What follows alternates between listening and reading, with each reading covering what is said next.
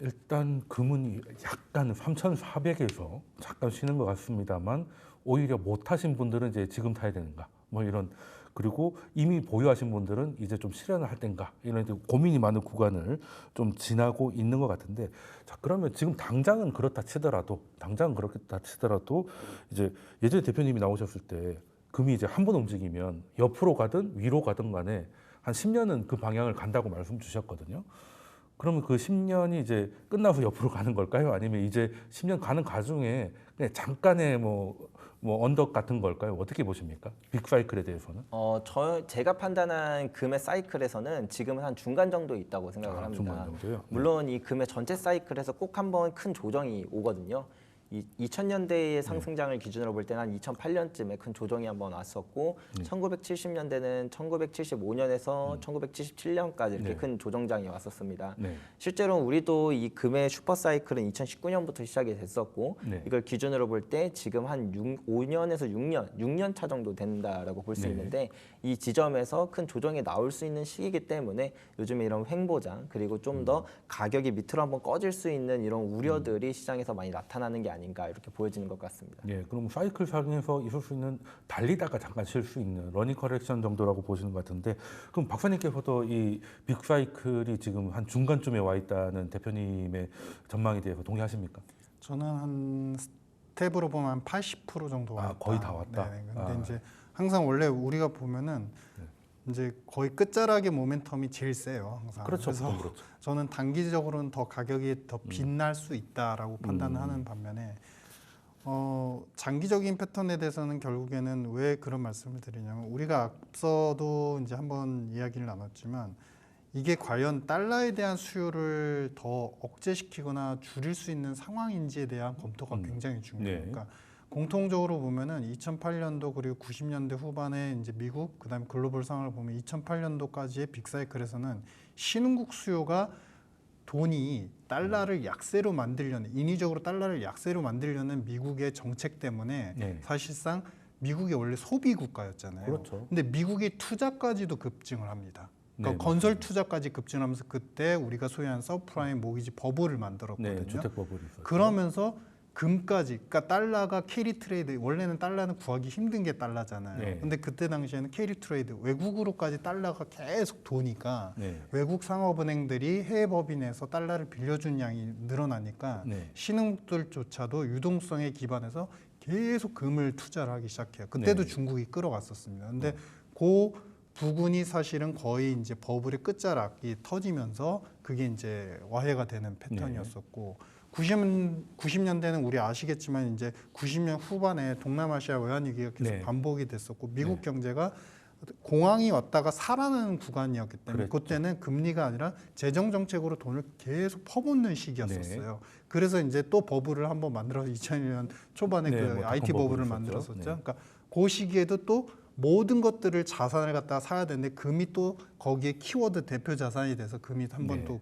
급증을 했었고 네. 그럼 지금은 뭐냐? 그러면 우리가 생각해 볼 수 있는 포인트가 나옵니다. 뭐냐면 지금 금이 오르는 것이 과연 미국이 이거를 뭔가 불안정해져 가지고 대체적으로 뭔가를 찾는 수요가 억지로 만들어졌기 때문이냐. 그러니까 네. 미국을 대체할 수 있는 뭔가를 찾기 위해서 이런 수요가 만들어진 것이냐. 아니면 이게 미국이 만드는 유동성 버블인 것이냐. 네. 전자냐 후자냐에 따라서 얘기가 완전히 달라집니다. 네. 전자라고 한다면 지금 대표님 말씀하신 이건 10년이나 20년 사이클 가는 거고 네. 우리가 소위 얘기하는 달러 기반의 소미스니언 체제가 끝난다고 보셔도 무방해요. 근데 저는 현실적으로 경제적 판단으로는 그 가능성 없다라고 보기 네, 그렇죠. 때문에 오히려 후자 유동성을 통해서 계속 연준은 금리를 안 내린다고 하면서 저렇게 우기지만 사실상 지금 미국에서 계속 M2가 늘어나는 숫자를 보시면 그렇죠. 계속 늘어나고 있습니다. 네, 우리나라도 증거. 마찬가지로 절대 규모가 계속 늘어나고 네. 있습니다.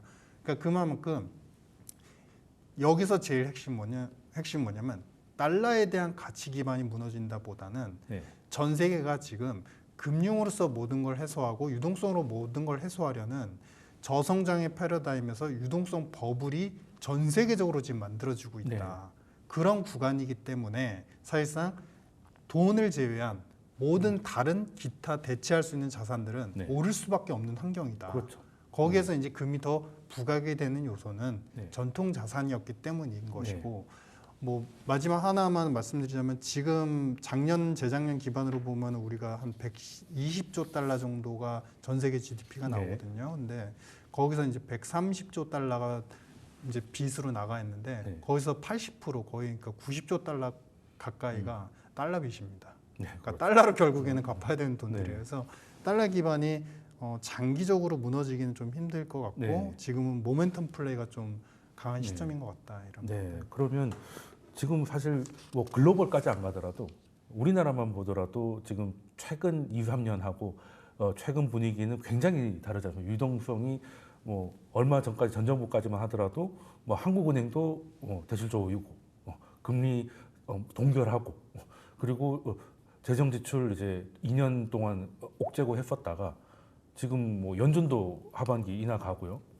한은도 가고 이제 정부도 무슨 지원금이 됐든 이제 뿌리겠다가 돼서 지금 저도 동의를 하는 게 지갑에 돈이 있으면 안 돼. 뭐든 자산을 사야 된다. 근데 그 중에 금도 하나의 매력적인 투자처라서 올라가는 거지 금만 올라가는 건 또 아닐 것이다라고 이제 말씀 주셨는데 그러면 이 금이라는 것도 물론 장기적으로 이제 보라고 말씀 주셨지만 그럼 10년 동안 올라갔다가 그 사이클이 끝나면 10년은 내려간다는 얘기잖아요. 어떻게 보면.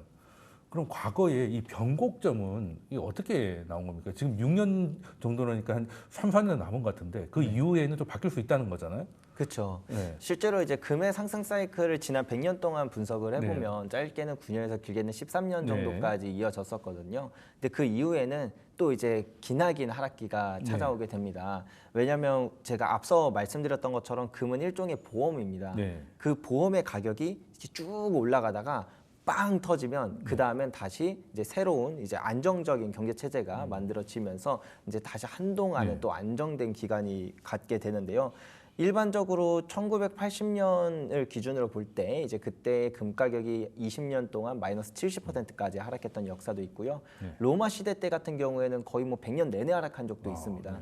예, 그런 것처럼 금이라는 자산은 또 오를 때는 정말 무섭게 오르지만 떨어질 때는 또 이제 내내 떨어지는 그런 특성이 있기 때문에 우리가 금이라는 자산을 바라볼 때 지금 가치가 적정하냐 아니냐 이런 걸 판단하기 위해서 저는 통화량을 많이 이제 그걸 기준으로 많이 판단을 하는 경향이 있고요. 실제로 역사적으로 볼 때 각국이 보유하고 있었던 그 금 보유량과 그다음에 통화량이 1대1로 매치되는 수준까지 금가격이 계속 재평가되면서 한번 폭등하기 시작하면 적어도 그 지점은 찍고 무조건 내려오거든요. 이제 이런 패턴이 반복됐다라는 걸 역사는 우리한테 가르쳐줬는데 우리는 계속 잊고 사는 거다 이렇게 생각을 하고 있습니다. 네, 그 지나서 보면 참 쉽긴 한데 지금 당장 그게 어느 정도 수준이냐가 진짜 좀 어려운 거잖아요. 그리고 특히 지금처럼 단기에 많이 올랐을 때가 이제 고민이 정말 많을 때입니다. 그러면 박사님 말씀대로 마지막 피날레인지 아니면 그냥 아직 중간쯤에 잠깐 쉬어가는 건지 판단이 어렵기 때문에 그러면 보통 요럴 때 나오는 어떻게 보면 타협 비슷한 게 어떤 거냐면 제2의 뭐를 찾아라 뭐 이런 거 나오잖아요. 그러니까 금이 너무 올라갔으니까 그때 말씀 주셨던 것 중에 하나가 또 은도 말씀을 주셨거든요. 보통 제 기억으로는 제2의 테슬라를 찾아라 해가지고 뭐 제2의 뭘 찾은 적은 없는 것 같은데 그래도 은도 전통적인 거니까 금과 은이 이제 서로 좀 왔다 갔다 하는 경향은 있었잖아요. 그럼 지금 와서 은을 좀 생각해 보기에 근데 은도 최근에 좀 반응이 좋습니다. 오히려 금보다는 지금 현재 최근만 보면 은이 더 좋아요. 그 박사님께서는 지금 은을 보는 거에 대해서는 어떻게 보십니까? 제2의 뭐 이런 거 찾지 마시고 그러니까. 차라리 구리 사는 게 낫지 않을까요?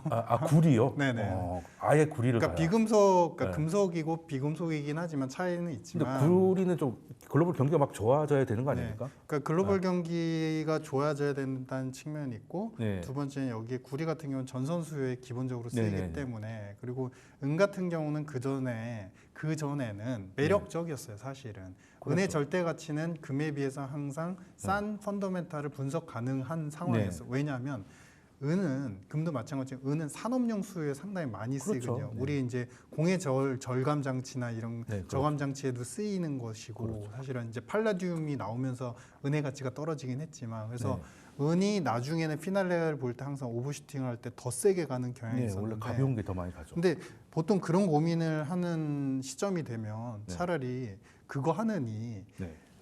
원래 금을 투자하시려는 분이라면 네. 금을 어떤 금액으로 어떻게 나는 위험 관리를 하면서 언제 시점에서 들어와서 언제 팔고 나오지 그거를 걱정하시는 게 낫지. 네. 사실은 금에 연동돼서 어차피 은도 움직이는 이제 퍼레럴하게 움직이는 패턴이기 때문에 굳이 이거를 또 2등을 또 찾아서 하는 것보다는 금을 하시는 게 낫다. 네. 오히려 근데 이거의 단순한 유동성 버블의 그런 기미나 모멘텀을 떠나서 산업용 수요 같은 것들을 생각해 본다면 구리 쪽으로 또 생각을 해보시는 것도 나쁘지는 않다. 왜냐하면 금은 전력 전선 수요에 대해서 전 세계가 AI와 여러 가지 네, 산업용 패러다임 전기선 시프트 많이 때문에 들어가죠. 네. 많이 이용을 해야 되고 근데 구리가 그러면 왜 진지게 급등을 했어야지 왜 안 급등을 했어? 근데 사실 최근에 구리 관련해서 중국이 갖고 있는 구리가 사실 공급이 많이 됐어요. 그만큼 시중에 많이 풀리면서 네. 구리의 가격이 중국에서 먼저 다운그레이드 되면서 아, 미국에서 중국의 재고 구리에 대한 때문에? 수요가 예. 올라가는 것을 약간 상쇄시킨 경향이 있거든요. 그래서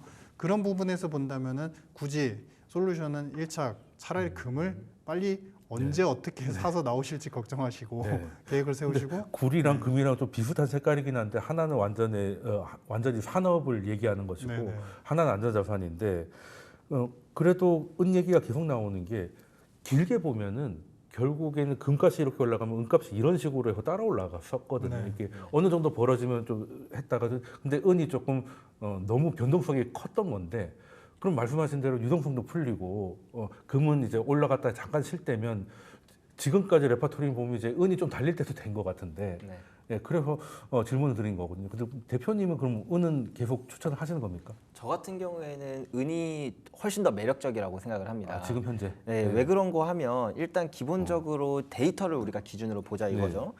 지난 100년 동안 모든 상승 사이클에서 은이 금보다 훨씬 더 많이 올랐습니다. 네. 그러니까 기본 전제를 볼 때 이제 금은 약간 대형주, 은은 소형주, 약간 이런 측면, 그랬죠. 네, 이런 걸로 봐야지 1등과 2등 이렇게 바라보는 거는 저는 좀 잘못됐다고 아예 생각해요. 성격이 다르다. 예, 그러니까 성격이 다르다기보다는 은은 약간 좀 더 그 소형주기 때문에 변동성이 큰 친구다. 베타가 크다. 예, 요렇게 베타가 크다. 예, 네. 알파가 크다라고 하나요? 베타가 크면 베타가 변동성이 크다. 크다는 거죠. 예, 그렇죠. 이제 그렇게 바라볼 수 있는 자산이기 때문에 근데 지금까지 그러면 금과 은의 상승률을 비교해 보면 어땠는가를 보면 사실 비슷해요. 네. 그렇다는 건 앞으로의 상승 사이클에서 항상 은이 그 금보다 높은 퍼포먼스를 보여줬듯이 이번에도 역시 높은 퍼포먼스를 보여줄 수 있겠구나라는 건 기본 전제로 깔 수 있는데 여기에 더불어 은이 지금 진짜 매력적인 건 뭐냐면 매장량이 진짜 얼마 안 남았어요.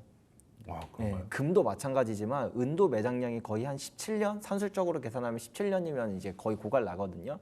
아, 그 정도예요? 그럼 이제 은 엎어서 난리 나는 거 아니에요? 예, 그래서 이미 지금 세계에서 가장 이제 공신력 있는 그 귀금속 네. 조사 기관인 실버 인스티튜트에 따르면 거의 5년 연속으로 공급이 부족해서 수요보다 공급이 항상 부족한 네. 상태를 5년 연속 유지하고 올해도 그럴 것으로 예, 추측이 되고 있는 상황인데요. 여기에 더불어 AI다. 그 다음에 뭐 5G, 전기차 이런 수요가 늘어나면서 은의 수요는 사상 최고치를 매년 갱신하고 있는데 네, 그렇죠. 예, 공급은 계속 부족한 상태입니다. 아, 그리고 마지막으로 한 가지만 더 말씀드리자면 사실은 예전에 은이 정말 가치가 있었다라고 느꼈던 부분은 중앙은행들조차도 은을 그 안전자산으로서 채택을 했었거든요. 네. 하지만 지금은 아닙니다. 지금은 아니죠. 예, 네. 그래서 금과 은에 대한 가격 비율이 거의 100대 1 정도까지 벌어져 있는 상황인데요. 근데 이게 역사적 평균치로 보면 1대 15 정도가 돼요. 네. 예, 실제로 뭐 매장량으로 보나 생산량으로 보나 1대 15를 지금도 유지하고는 있는데 다만 중앙은행들에서 그렇게 안전자산으로 평가하는 그 부분이 쏙 빠지다 보니까 은이 상대적으로 매우 저평가되어 있는 수준이다. 근데 요즘에는 사운드머니라고 해서 이 금을 포함한 이런 안전자산이 진짜 돈이고 네. 우리가 국가에서 발행하는 그런 법정화폐들은 이제는 좀 가치를 의심해야 될 때가 된 거 아니냐라는 이런 이야기가 나오면서 그래서 비트코인도 사실은 각광받고 있는 거고 네. 금도 각광받고 있는 건데 이런 쪽으로 생각의 패러다임이 조금씩 변화하다 보면 은이 지금 받고 있는 평가보다는 그렇게 패러다임이 변하면서 받게 될 평가는 훨씬 더 높아질 여지가 있다. 안 바뀐다고 하더라도 금보다 더 높은 상승률을 기록할 가능성이 큰데 만약에 이것까지 일어난다고 한다면 은행 상승률은 정말 매력적인 그런 잠재적 포텐셜이 있지 않을까 저는 그렇게 생각하고 있습니다. 그럼 은에 대해서 두 분 말씀을 정리를 해보면 그냥 금이 많이 가서 금을 놓쳤으니까 하고 싶으신 분들은 차라리 금을 하든가 아니면 글로벌 경기나 AI를 생각해서 구리로 가시든지 그게 아니고 은을 한번 해보겠다고 생각하신 분들은 최근에 많이 올라가긴 했지만 전통적인 제가 마지막 질문 드리려고 했는데 먼저 답을 주셨어요. 그러면 금과 은이 1대 15까지 정도까지는 은도 한번 가져가 봤다가 그 근처에 가면 은을 실현해서 다시 금으로 리밸런싱하는 것도 역사적으로는 꽤 승률 높은 게임이었다. 네. 이렇게 정리를 하면 될 것 같습니다. 자 그러면 앞으로 산업이 좋으신 분들은 제2 이런 것보다는 이제 구리로 가시고 그리고 은에서 기회를 찾으실 분들은 1대 15라는 숫자 좀 기억하시면서 차트를 좀 비교해 보시면 좋은 은에서도 금빛깔을 볼 수 있지 않을까 생각을 하면서 두 분 말씀 여기까지 듣도록 하겠습니다. 지금까지 유신익 박사님 그리고 금투자 전문가이신 조기원 대표님이셨습니다. 두 분 말씀 감사드립니다. 감사합니다. 감사합니다.